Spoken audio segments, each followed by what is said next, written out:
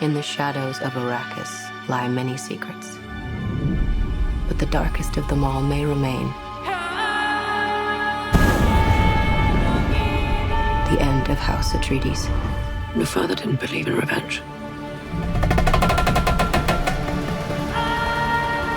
What if Paul Atreides were still alive?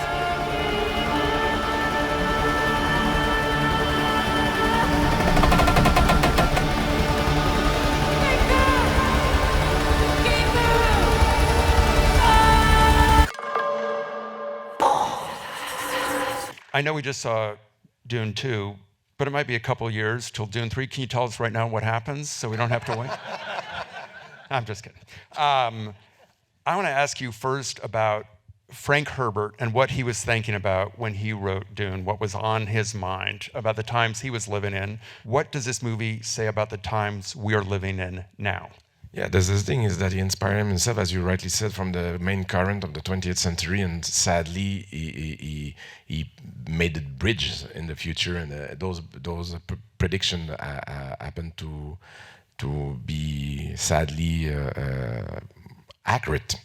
And one thing I will say is that when the first book came out, I know that he was like disappointed the way some readers perceived the book, as they perceive the book as a celebration of Paul Atreides, and he wanted to do the right opposite. He wanted to do a cautionary tale against messianic figures, against the danger of blending politics and religion together.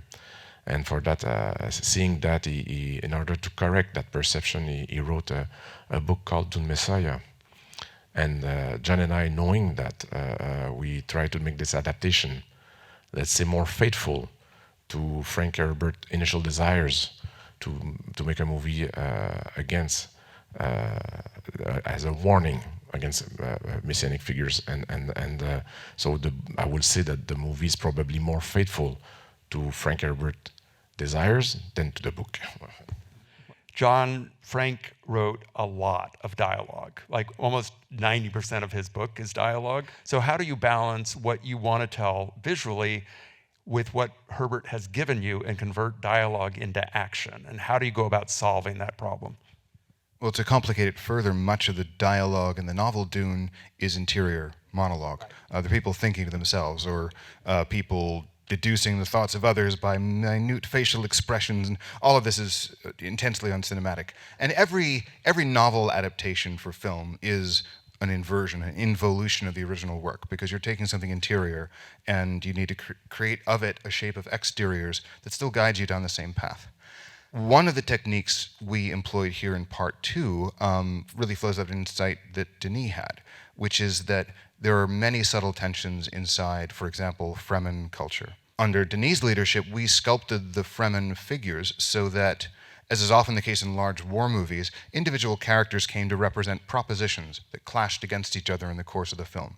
And so in Chani, we see the traditional ways, a devotee of the Fremen faith of practices, correct practices for surviving in the desert and being strong as a people, clashing with Stilgar's adoption of the Bene Gesserit injection of a new kind of faith, a faith of doctrines, where you have to believe in the Lisan al-Gaib and in certain prophecies and traditions. And this clash of a faith of practices and a faith of doctrines is exemplified, externalized in the persons of Chani and Stilgar. And that is one of the ways you take an interior monologue and you make it play in pictures.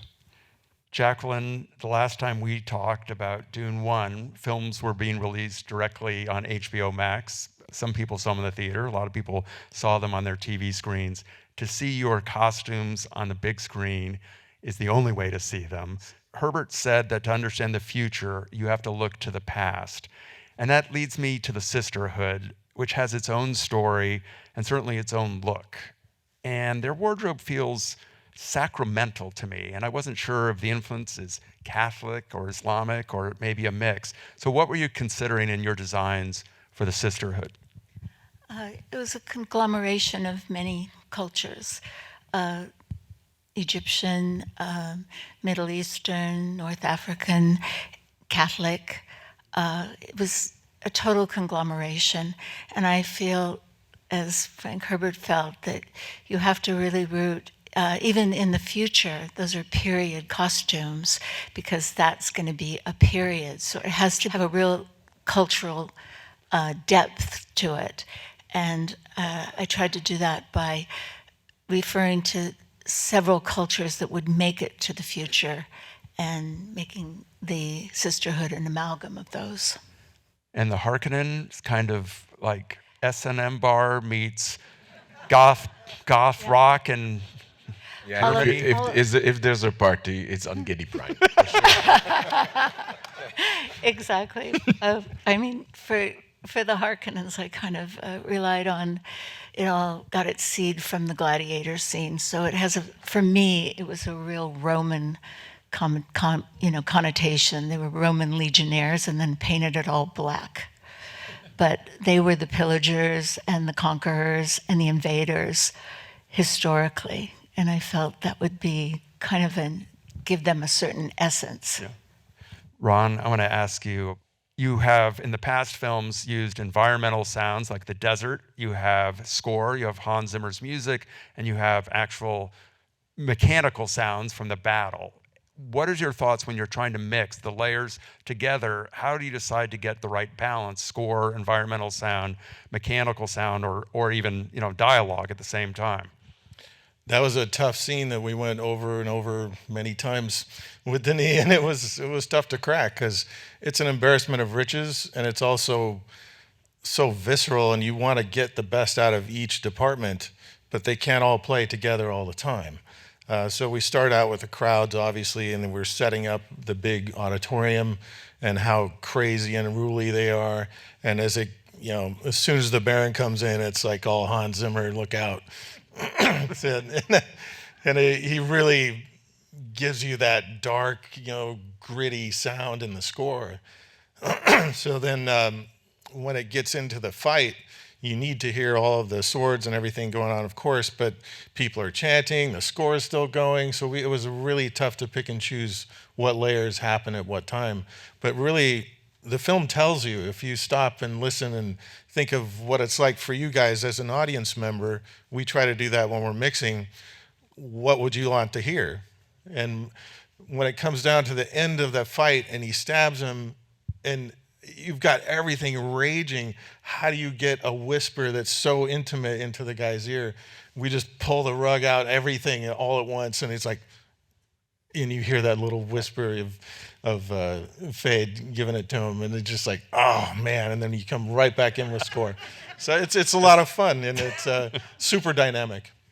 Joe, I think it's fair to say, generally speaking, the first film, Palace and Desert, basically are your two venues.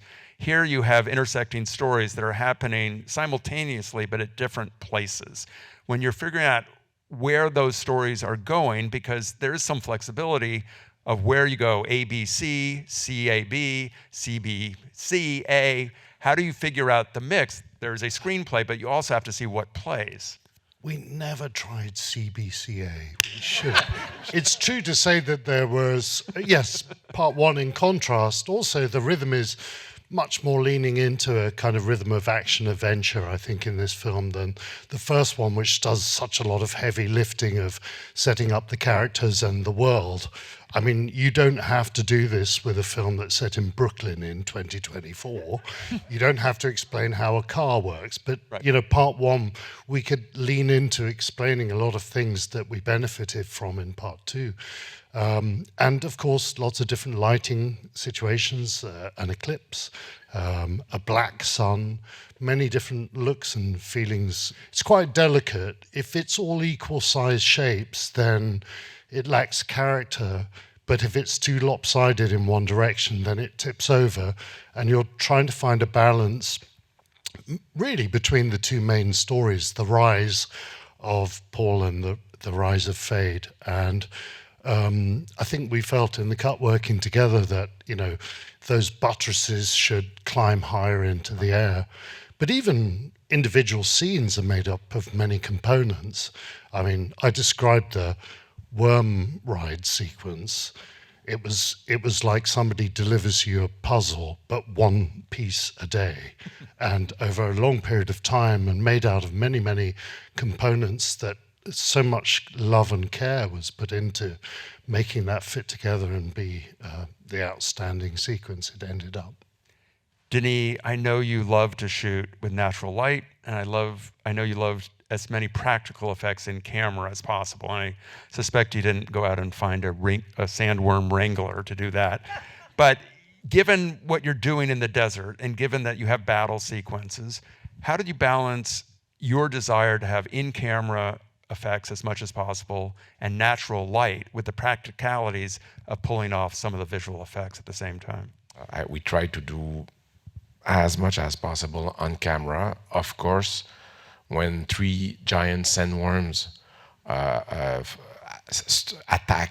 an army of Sardaukars, that's where I reach my limit, where I need a bit of help. But it's the key for having realism on VFX is to embrace nature, and that was the rule of thumb. I mean, we try to shoot as much as possible. Yeah. What about desert light? The sun is moving throughout the day, and it's moving its angle from day to day, and you've got to match. Yeah, that created a puzzle, and also the fact that there's not necessarily a perfect location. Like the first scene, the battle between the Harkonnen patrol and Stilgar and his friends. It's something that was shot over maybe a 12 or 15 different location at each angle, to have the perfect dramatic setting. It's like so, and to have the perfect light. So the way we did it is, Greg came with the idea to.